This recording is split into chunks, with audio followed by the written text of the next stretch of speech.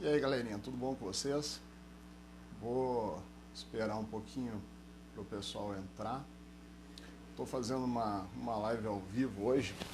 Vocês sabem que aqui tem tudo, né? Tem luz, tem microfone, tem câmera, mas sempre que eu acabo abrindo alguma live, essas lives elas normalmente não dão tempo para organizar as coisas, nem para a gente montar a estrutura necessária para fazer, porque é muito material. Então, acaba sendo na informalidade. Quem estiver assistindo o vídeo, pode compartilhar nos grupos aí, principalmente cirurgia bariátrica, cirurgia reparadora, e a gente vai fazer uma conversinha bem informal, mas oportuna.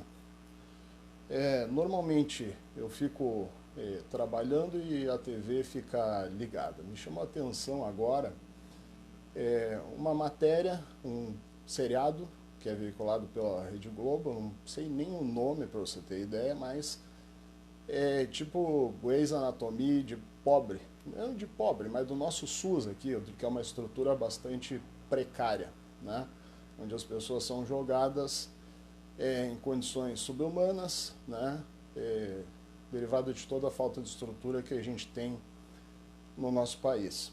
Então, eu queria conversar com vocês a respeito disso hoje, né? Cirurgia bariátrica e cirurgia bariátrica pelo SUS. Vocês devem saber, eu sou um paciente operado, né? Cheguei a pesar 188 quilos, entre indas e vindas cheguei a eliminar lá 100 quilos no total, dei uma recuperadinha, normal, luto muito contra o peso. E hoje me chamou a atenção esse capítulo, esse episódio que foi veiculado e que eu acabei assistindo ao acaso. Nesse episódio, talvez muitos de vocês não tenham assistido, mas ele fala sobre um senhor, né, já começa mesmo uma situação absurda, um senhor que está lá no alto de um prédio, resgatam ele através de corda de alpinista, etc e tal, um negócio que eu até fiquei na dúvida se seria realmente necessário. Bom, como eu disse, eu não estou dando visão de médico, eu estou dando uma visão de operado e estou dando uma visão também como advogado, conhecedor da legislação do Sistema Único de Saúde e também por ter vivido a experiência de cirurgia bariátrica. E de uma maneira geral, acho que é importante a gente abordar esse assunto porque me preocupou um pouquinho a maneira como ele foi abordado. Infelizmente, estou abrindo essa live tarde da noite, não deu tempo de falar com nenhum profissional, mas o ideal seria até que a gente abordasse isso aí através de um profissional paralelo. Como eu disse para vocês, compartilhem por favor esse vídeo, ele vai trazer algumas visões a respeito do assunto que foram abordadas de maneira um pouco equivocada na série, e é importante que isso ganhe eco para que a gente possa conversar e abordar o assunto e também as pessoas que estão aí no aguardo de cirurgia bariátrica verificar que a situação não é tão simples quanto se imagina. Queria questionar para vocês também se o áudio está bom, se vocês estão me escutando direitinho. Hoje tem microfone, o último vídeo que eu fiz não tinha, mas hoje pelo menos o microfone eu consegui colocar. Então é o seguinte, talvez vocês não tenham assistido, mas quem não conseguiu assistir, o episódio está lá no Globoplay. Não estou fazendo propaganda, deve estar no Globoplay lá, que é o Netflix da Globo agora. E quero mais que se exploda essa Rede Globo. Mas enfim. No episódio de hoje, um senhor num estado de obesidade, inclusive colocaram uma maquiagem nesse senhor para ele ficar com o rosto um pouco mais redondo, o rosto um pouco mais inchado. Esse senhor ele foi resgatado de um prédio e foi levado para uma emergência por dois médicos. Esses dois médicos, eles fizeram um atendimento preliminar e lá pelas tantas esse senhor disse, a filha encontraram um medicamento com ele estava tomando um medicamento para controle de peso, para perder peso, que ele disse foi comprado na internet na ilegalidade. Até aí me chamou a atenção, o episódio passava uma mensagem até então significativa de alguém que luta por saúde, estava sofrendo com obesidade, estava numa cama, não conseguia mais levantar, estava desacordado, etc. e tal. O episódio foi razoavelmente elucidativo até aí. Eu que estava assistindo e parei um pouco de fazer as outras coisas que eu estava fazendo para observar, eu disse que bacana, né? Bariátrica, isso é caso de bariátrica, né? Embora a gente não sendo médico, a gente sabe mais ou menos o que se indica para esses casos, recomendações de casos como esses. A partir daí, então, é que o episódio levanta algumas vertentes que são bastante questionáveis. A primeira delas foi a menina, filha dele, disse que estava com o casamento marcado para ali 30 dias. E aí o médico disse que colocaria o nome desse homem na fila do SUS para que ele pudesse realizar a bariátrica. Inclusive, lembra muito as conversas, principalmente processo judicial que eu acabo acompanhando, etc. e tal, sempre tem algum médico que faz uma indicação preliminar e que diz, olha, fulano, não tem mais como suportar a tua condição clínica e a recomendação que a gente faz para você é cirurgia bariátrica. Então, era mais ou menos o que eu imaginava fosse acontecer e de fato aconteceu. Ele descolocaria o nome do senhor na fila de espera do SUS, mas ali pelas tantas aparece uma outra cena, o médico diz assim, eu acho que dá para fazer a bariátrica no fulano, ele tem uma situação de risco, eu já fiz, é uma cirurgia relativamente simples.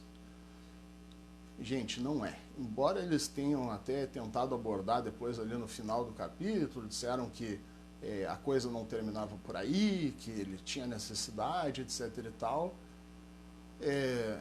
não é por aí. Tá? Foi grave ali a menção de operar uma pessoa com extrema urgência sem preparo. Olha, vamos analisar onde é que nasceu o foco da discussão. Vou ver se vocês concordam comigo, quem assistiu.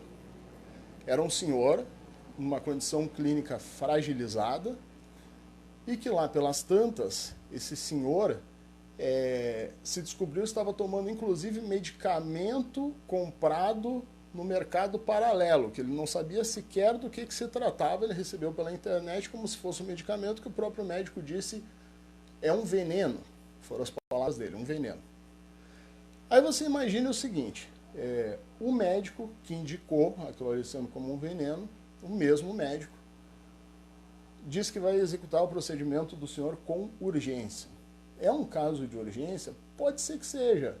Às vezes a pessoa tem muitas comorbidades, uma pessoa como aquela, às vezes a gente imagina assim, a gente pergunta para a pessoa assim, mas você tem um quadro grave? E a pessoa diz assim, não tenho quadro grave, eu sinto aí falta de ar, eu sinto dor na articulação, mas no meu caso não é grave. Aí você vai analisar, pede os exames da pessoa, pede os laudos que a pessoa foi submetida, e quando você vai verificar, a pessoa tem 9, 10, 11 doenças associadas. Você que tem 10, 11 doenças associadas à obesidade, você é um vulcão prestes a explodir. Uma pessoa que tem 11 comorbidades, ela corre todos os riscos possíveis e imagináveis. Vocês imaginem que quando eu tinha 188 quilos, eu dei algumas entradas em emergências, isso com 24, 25 anos, e eu parava as emergências dos hospitais. Uma vez eu capotei um carro numa rodovia, os caras me levaram à força, eu dizia que eu não tinha nada, que não precisava. Quando eu cheguei no hospital, eu via que todo mundo corria para tudo que era lado, e eu amarrado numa maca, sem entender muito o que acontecia. Nesse dia eu tive um pico de 24 de pressão. Por isso que os caras corriam para tudo que era lado, que os caras estavam em pânico, imaginando que eu fosse ter um AVC. Né? medicando e enfiando comprimido na minha garganta para baixar a pressão. Então você veja, qualquer pessoa que está num nível de estresse desses e está com a pressão alta desse tipo, sim, tem um quadro grave, diabetes, hipertensão, outras doenças que possivelmente eles não falaram, mas era um rosto muito grande que possivelmente tenha também a apneia do sono, né? Isso num quadro hipotético e desenhado pela emissora, mas refletiram um quadro de urgência. Onde entra os problemas do episódio da série, isso aí é bom que a gente ecoe, que a gente dê voz. Tá? Mais uma vez peço para vocês compartilharem nos grupos aí para a gente conseguir propagar essa discussão, em que pese seja bastante tarde já, passamos da meia-noite aqui no Rio Grande do Sul e o horário de Brasília já passou da meia-noite. Mas no Acre essa live só vai entrar daqui 2 horas, dizem isso, né? Enfim. Tô brincando, né? Tô zoando. Então assim, ó, onde é que entra o problema ali? Uma pessoa com medicamento comprado no mercado paralelo não pode ser submetida a um procedimento dessa magnitude, declarado como de extrema necessidade, porque demonstra a própria relação da pessoa, a própria maneira como a pessoa se comporta, de que ela não tem a estrutura psicológica necessária para ser submetida a um procedimento desse porte.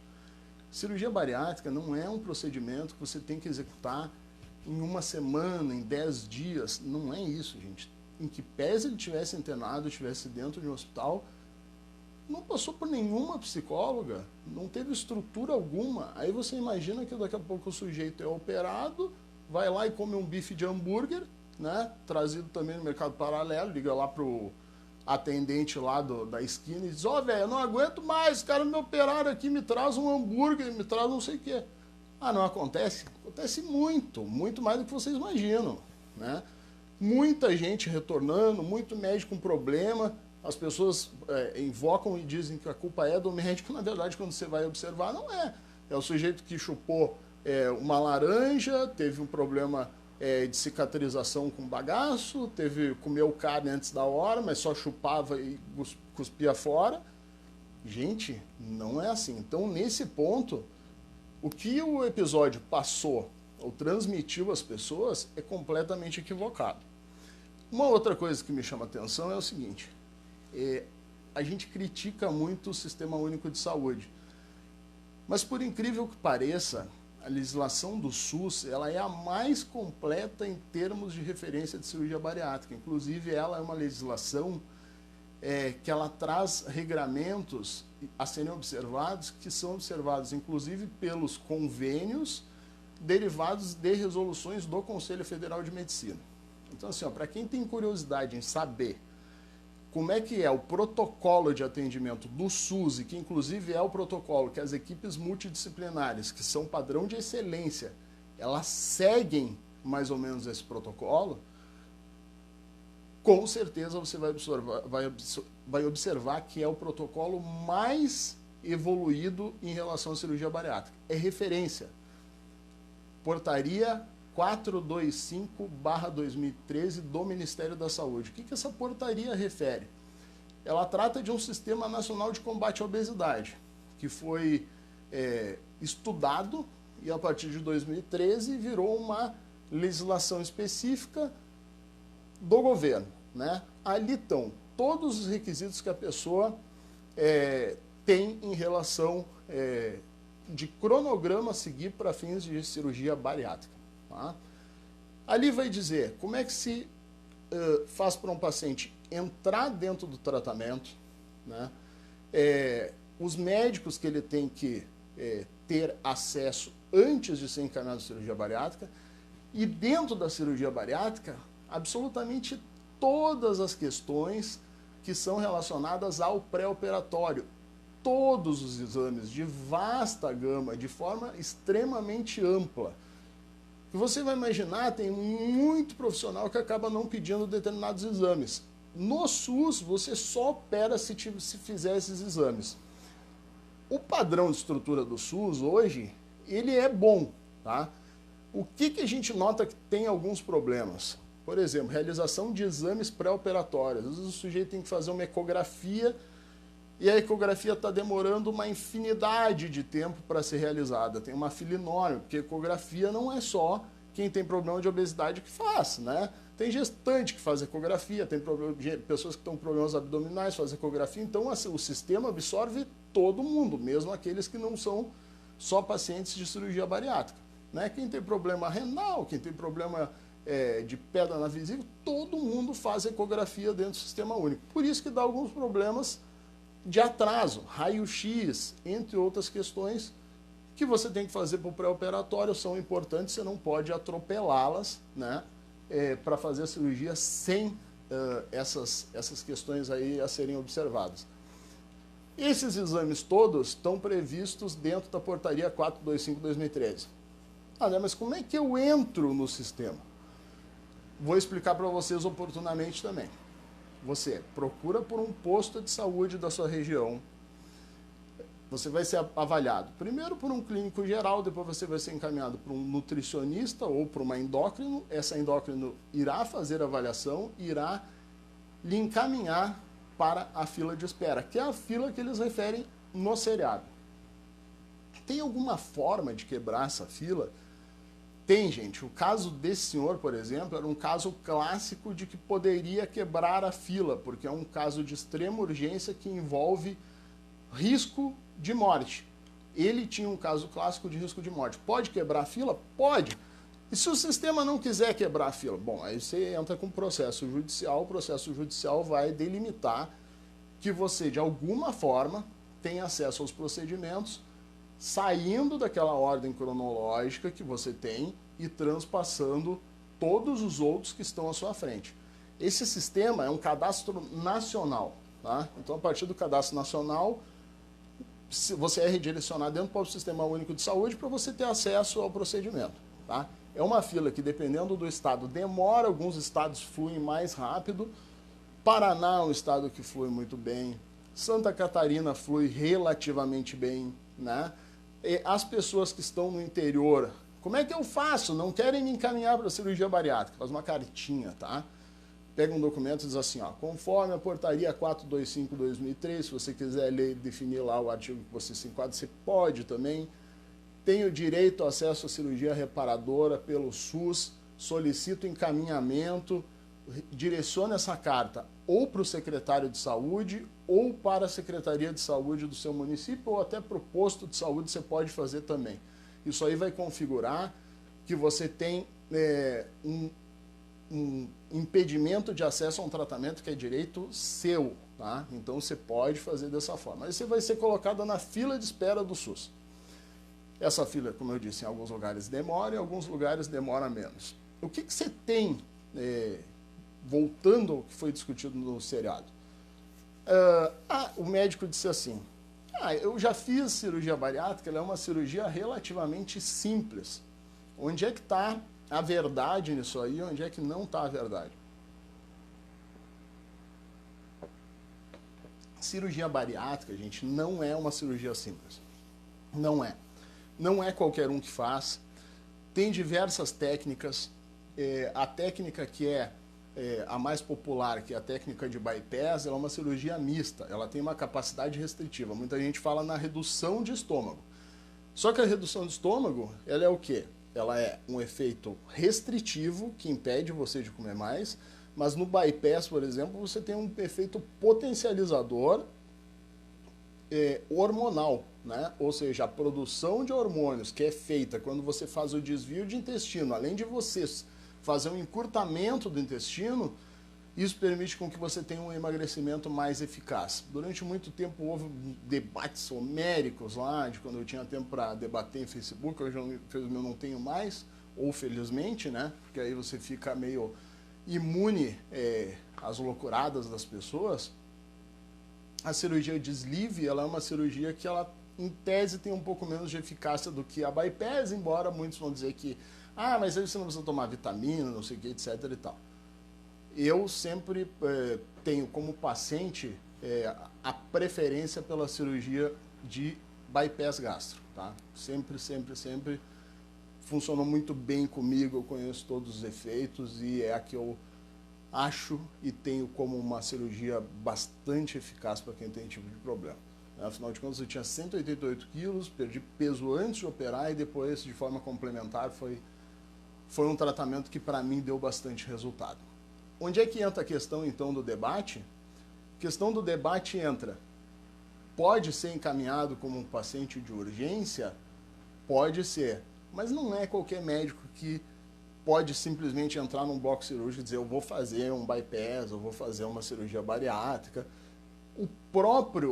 Tem uma resolução do Conselho Federal de Medicina que vai dizer todo médico cirurgião bariátrico que se habilitar a realizar cirurgia bariátrica, ele tem que ter uma equipe multidisciplinar. Você sabia disso?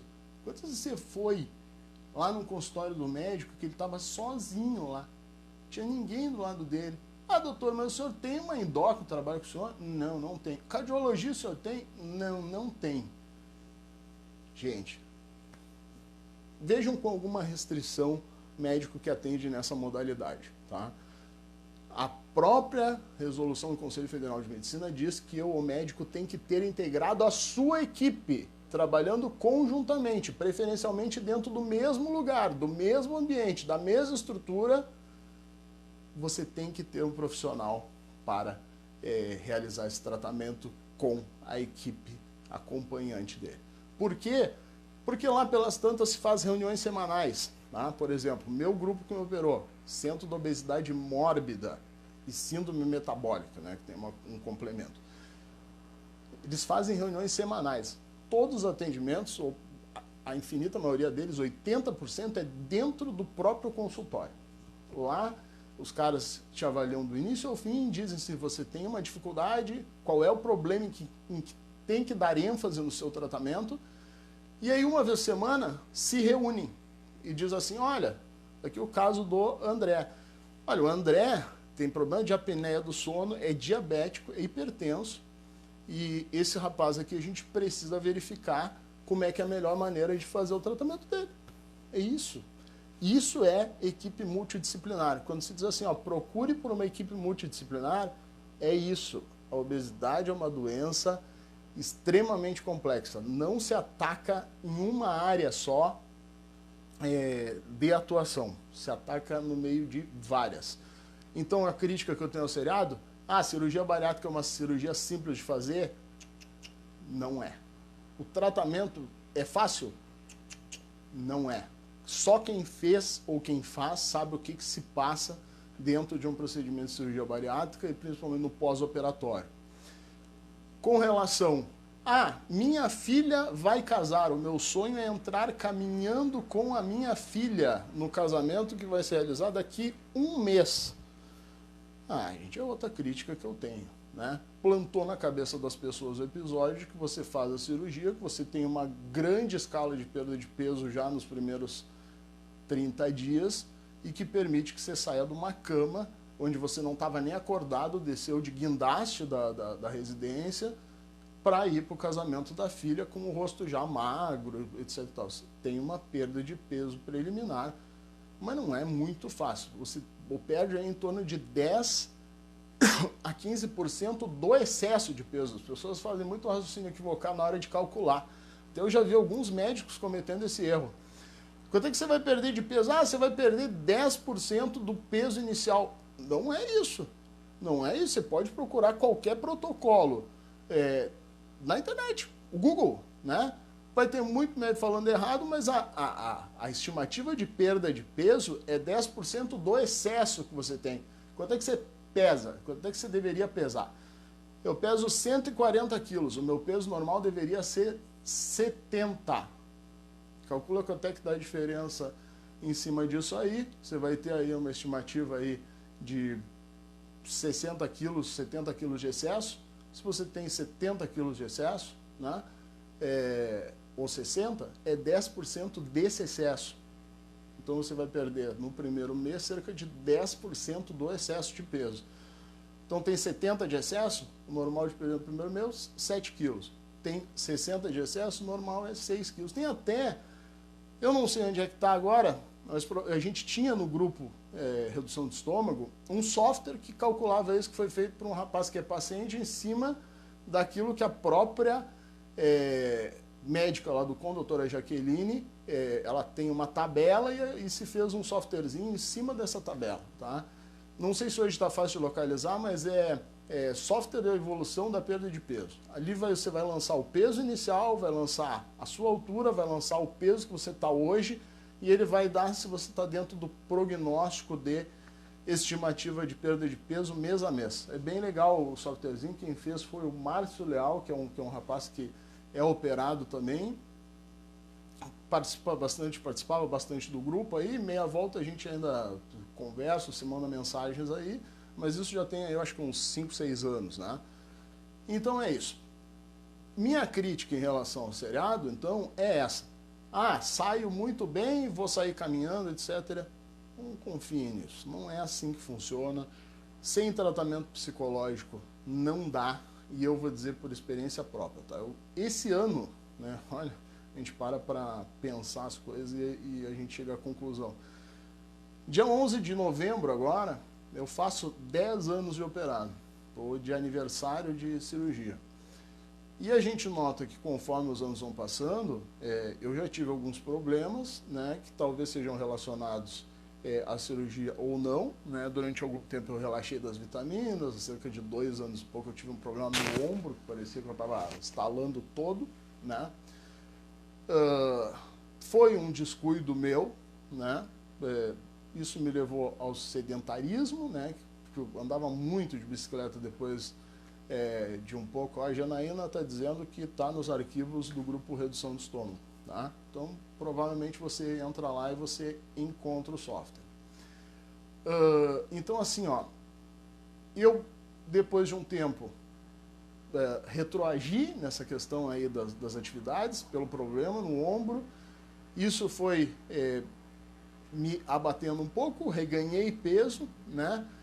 E a gente chega à conclusão que lá pelas tantas a gente precisa de orientação, de novo, psicológica, psiquiátrica, medicamentosa, para a gente conseguir ter a estabilidade necessária, porque, meu Deus, você está uma fera, o mundo não para, ele gira 24 horas. E aí sempre aparecem os moralistas que vão dizer assim, não, mas depende só de você. Eu sei. Não depende só da gente muitas vezes, tá? Porque o mundo ele não para. O mundo que gira em volta da gente, ele está inteiramente, permanentemente circulando. Então, você tem que ter um empenho permanente, né? Um compromisso, mas muitas vezes não depende só de você. Aí você precisa de tratamento médico. E o que é o grande problema das pessoas? Muita gente tem vergonha de voltar ao tratamento.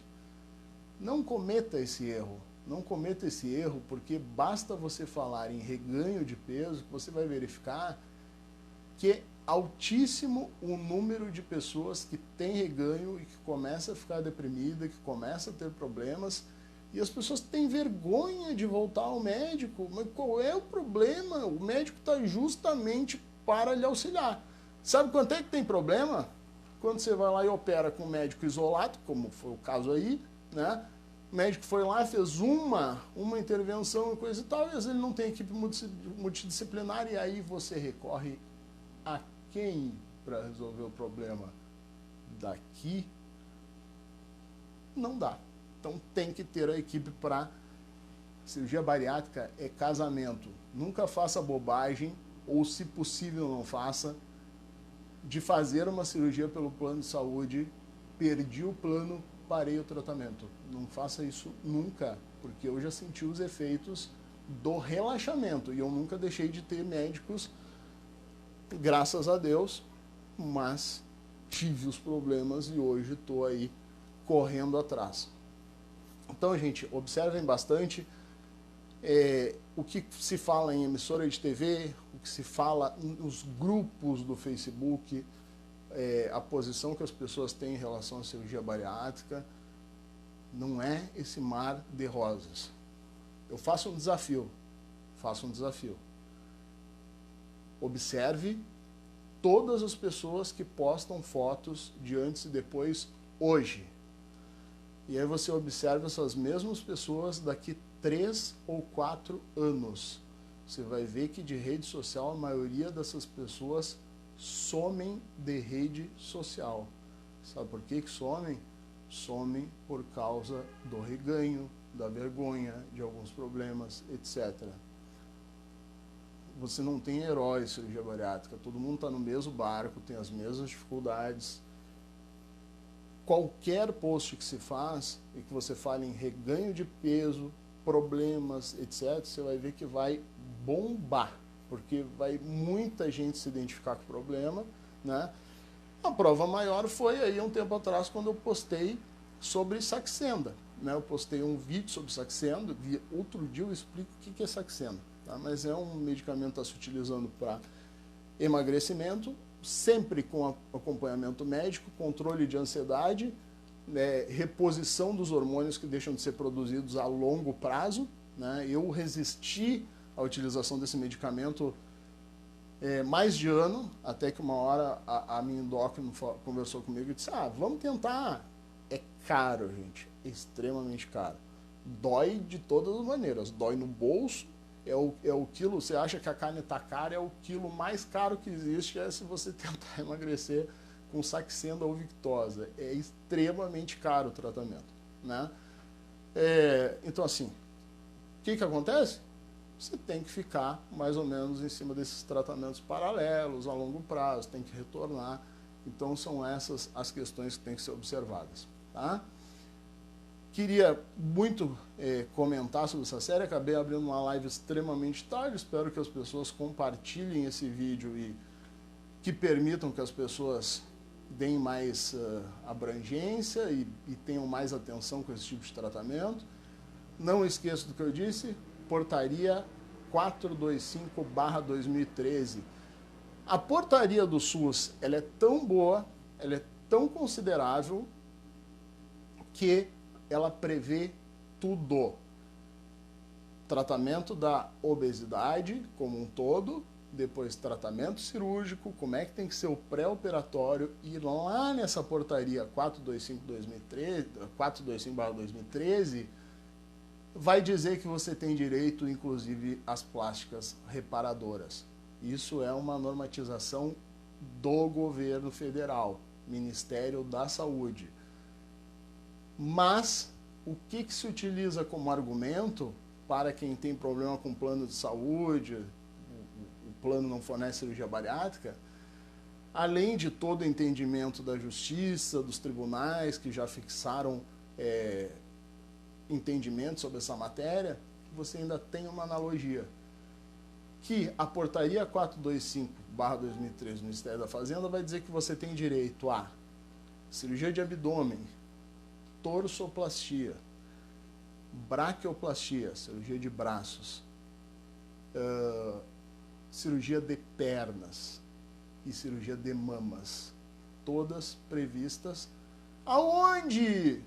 No Sistema Único de Saúde. Será que o Sistema Único de Saúde é tão ruim quanto se fala? Tem muitos problemas. O atendimento é deficitário, ele tem restrições. Não vou falar de política hoje, mas eu acho que isso vai piorar no próximo ano. Até 2013 se fizeram muitos estudos, entre 2013 e 2016 houve um impulsionamento na realização de cirurgias. Muita gente operada. Sabe por quê? Aí a gente não adianta, não é falar em política, mas a gente tem que falar na parte social. Porque é mais barato, gente, você tratar uma pessoa antes de adoecer. Medicina preventiva. Ou seja, é mais barato você, eventualmente, curar a obesidade, que desencadeia um monte de doenças paralelas, do que tratar o problema depois de estabelecido. Insuficiência renal, problemas articulares, um AVC, entre outras questões.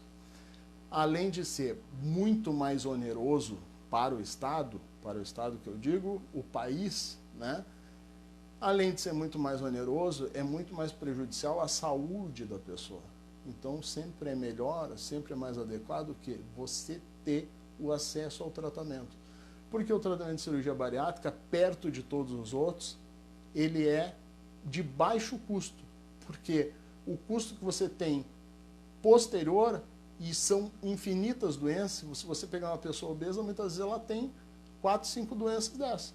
O obeso tem mais propensão ao desenvolvimento de câncer, de problema articular, de problemas estomacais, problemas neurológicos, circulares. O que é mais barato? Você fazer uma cirurgia barata, cara. Evidente. Investimento na saúde. Tudo nesse país tinha que ser dessa forma. Investimento em saúde, em educação, porque isso tira o país do buraco. Infelizmente, nem todas as pessoas pensam dessa forma, mas essa é uma outra história que a gente vai conversar num outro momento oportuno também. Foi uma live rápida, não sei se foi explicativa ou se foi uma conversa que eu não consegui responder vocês.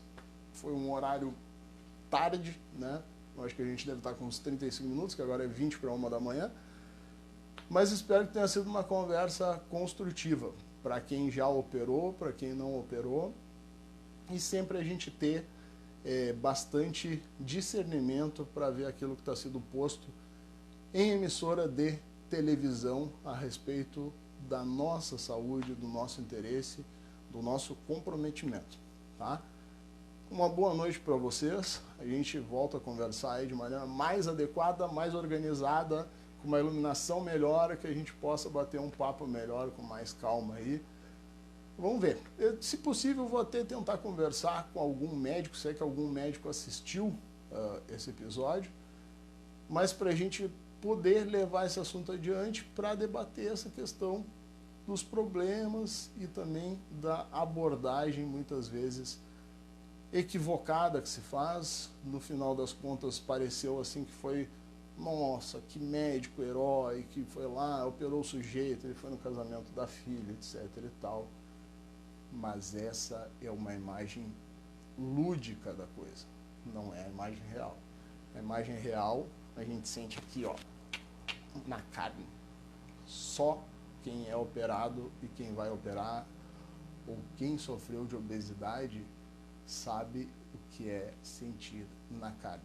Por isso que eu tenho muito orgulho de atuar hoje, através da minha profissão, nessa área de atuação que se dedica 90% a pacientes que são operados ou pós-operados ou pré-operados ainda em fase de obesidade, porque eu sei exatamente o que dói e o que a gente sente. Fui um cara que tinha 188 quilos, andava de transporte público, andava com calça rasgada no meio das pernas. Eu vou contar para vocês um outro dia com mais calma. Mas eu usava uma calça jeans e essa calça jeans ela se rasgava em 2 dias. Aí depois que ela rasgava, sabe o que eu fazia? Comprava essas fitas. Nossa, tá parecendo o diabo na TV, meu Deus.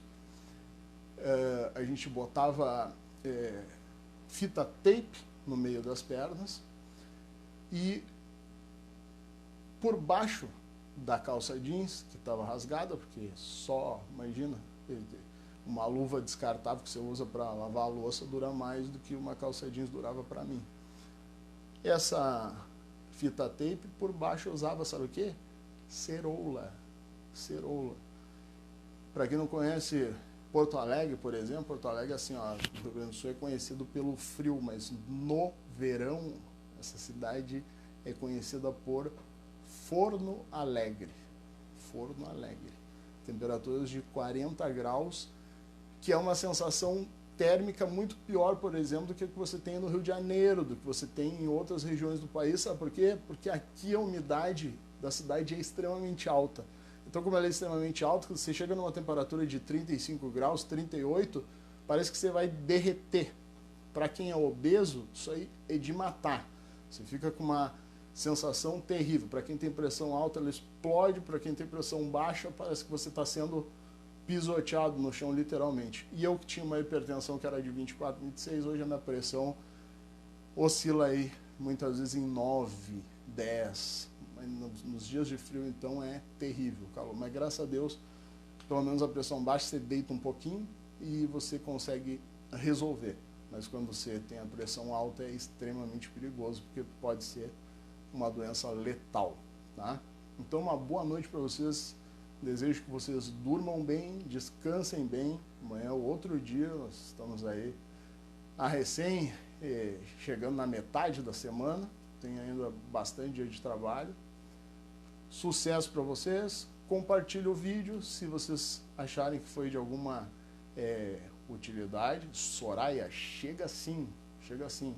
Você imagina que anteontem em Porto Alegre estava frio. Domingo estava frio. Hoje fez 32 graus à tarde. Né? E final de semana, no domingo, eu acho que estava fazendo 18, para você ter ideia. Assim, ó, a temperatura tá alta. Aí vem uma chuva, às vezes, dependendo da época, principalmente nessa época de primavera, a temperatura despenca, vai lá para baixo. Né? Aí você fica com... Porto Alegre é uma das únicas cidades do país que tem as estações bem definidas, tá? Muito bem definidas.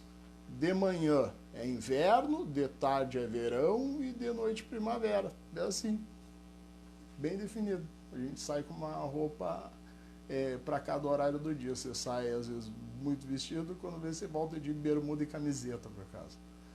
Faz parte. Pareceu nisso? Você viu também? Eu achei que era alucinação. A gente resolve, a gente vai ter que conviver bastante com isso aí no próximo período que se aproxima. Hein? Aí a gente vai, não tem problema. A gente torce pela prosperidade do país, independente de quem esteja lá. Graças a Deus, o brasileiro é forte, não desiste nunca. Tá? Um abraço para vocês aí, uma boa noite. Agora sim, definitivo, não vou mais enrolar. E a gente se fala. Tudo de bom aí para vocês. Tá? Até mais, gente. Beijão.